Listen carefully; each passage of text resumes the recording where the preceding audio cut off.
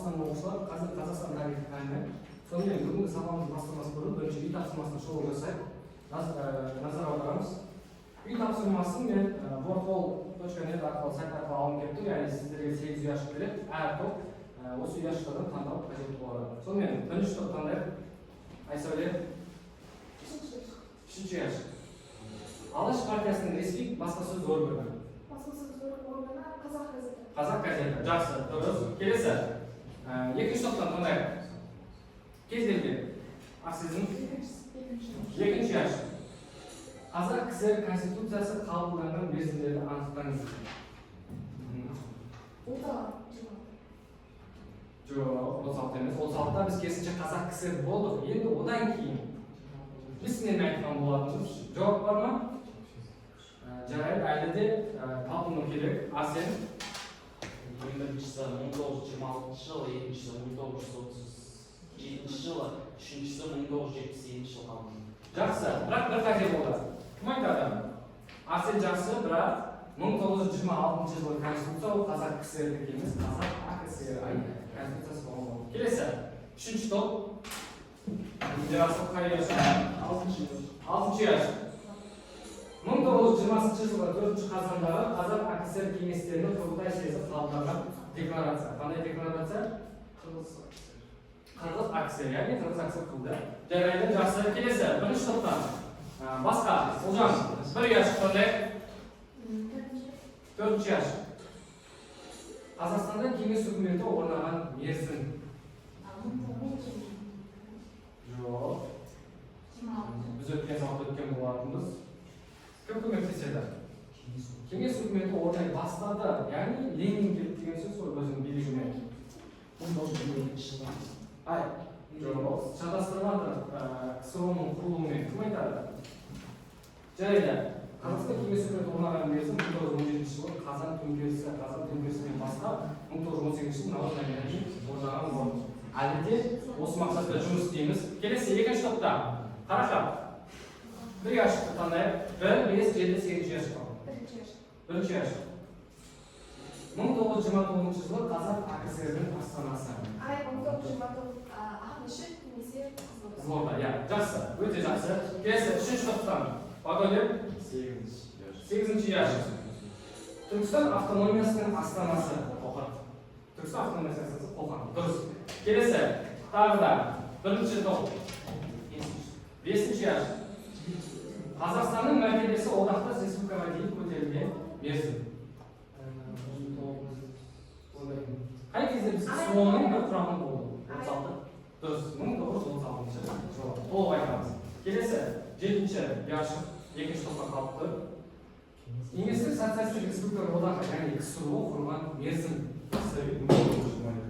1922 жылы. Жақсы, үй тапсырмасы қорытындылады. Енді келесі сайтқа назар аударайық. Өтетеміз. Келесі, одан кейінгі. Енді, бүгінгі біздің сабағымызды бастамасы бұрын, бірінші суретте сөйлеу әдісі бойынша бүгін біздің сабағымыздың тақырыбын болжап көрсеттік, және сабақ мақсатымен. Бірінші суретте не көріп тұрмыз? Мен бірінші суретте Брежнев пен Тұрмысхан Ахметовты көріп тұрмын. Және де Нұрсұлтан Әбішұлының туды көрдім. Менің ойымша бүгінгі тақырып тәуелсіздік немесе мемлекетке байланысты тақырып болады деп ойлаймын. Жақсы, тағы бір суретті қалдырып кетті ғой. Қарақат. Және осы жерде екінші суретте желтоқсан көтерілісін байқап тұрмыз. Сонымен қатар осы суреттерге қарай отырып, бүгінгі сабақтың тақырыбы осы біздің мемлекет болып қалыптасуымыздың, осы мемлекет болып қалыптасудағы жолдағы әртүрлі қиындықтарды көрдік. Жақсы, өте дұрыс айтасыздар, яғни екеуміз де дұрыс айттыңыздар. Бүгінгі негізгі тақырыбымыз біздің келесі слайдта ұлттық мемлекеттіліктің жаңғыртылуы.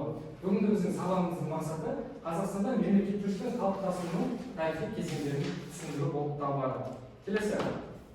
Енді жалпы бізде Қазақ КСРО мемлекеттің 1922 жылы құрылған болатын. Келесі слайдқа ашайық.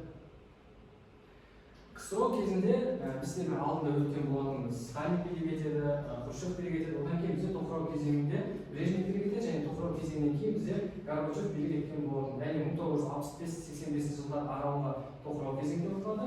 85 пен 91 жылдар аралығы бізде қайта құру кезеңде және бұл кезде 85 жылы билікке КСР-ның билігіне Горбачев келген болатын. 85-91 жылға дейін билік етеді. Және осы Горбачевтың арқасында КСР мемлекеті ыдыраған болатын. Бұның саясаты қайта құру бағыты болады. Бұл жерде ерекшелік Горбачев тоқырау кезеңінен кейін экономиканы көтерілді, бірақ өзі атақты құмар басшы болғандықтан экономика керісінше түседі. Және де бұл жерде үлкен қателіктердің бірі ауған соғысына кеңес үкіметінің, кеңес әскерлерінің кіруі болып табылады. Естеріңізге сала кетейік, біз алдында өткен болдық, ауған соғысына кеңес әскерлері 1979-89 жылдар аралығында кірген болды. Келесі, енді осы кезде бізде 1986 жылы желтоқсан оқиғасы болып болғандықтан біз өткен болатын Дінмұхамед Қонаев 1961-62 жылдары Қазақ КСР-ның бірінші хатшысы, 62 мен 64-те министр, 1964-тен 1986 жылға дейін қайтадан осы Қазақ КСР-дің бірінші хатшысы болып табылады, яғни басшысы болып табылады. Енді 1986 жылы 16 желтоқсанда осы біздің басшымыз Дінмұхамед Қонаевты алып, орнына Колбинді қойды. Осы кезде Брежнев алаңында, немесе қазір республика алаңы дейді, сол алаңда таң сағат 8-де 300-ге жуық адам келеді. Одан кейін түске қарай 20 мыңға жуық адам болып, олар көтеріліске шыққан болады. Бұл тарихта желтоқсан оқиғасы. Бұл бірінші себебі осы Дінмұхамед Қонаевтың алып тастауы және Колбиндің келуі. Қазақты қазақ басқарсын деген ұранмен шыққан болады. Екінші себеп қазақ ұлтының өз жерінде қысым көру болып табылады. Келесі, бізде тақырып Қазақстанда қоғамдық бірлестіктер мен партиялардың пайда болуы. Жалпы 1987 жылдан бастап Қазақстанда қоғамдық партиялар, қозғалыстар, бірлестіктер ұйымдастыруға рұқсат берген болды. Осы кезде бізде осындай әділет, болмаса Невада Семей қозғалысы ұйымдастырылған. Невада Семей қозғалысына тоқталып кететін болсам, өздеріңіз білесіздер, Олжас Сүлейменов 1989 жылы Невада Семей деген қозғалыс ұйымдастырды. Оны біз 9 сыныпта өткенбіз. және де оның ұйымдастырудағы мақсаты Семей полигонын жабу болады. Яғни Семей полигонынан зардап халыққа да жерге де көптеген зардап келген болады. Келесі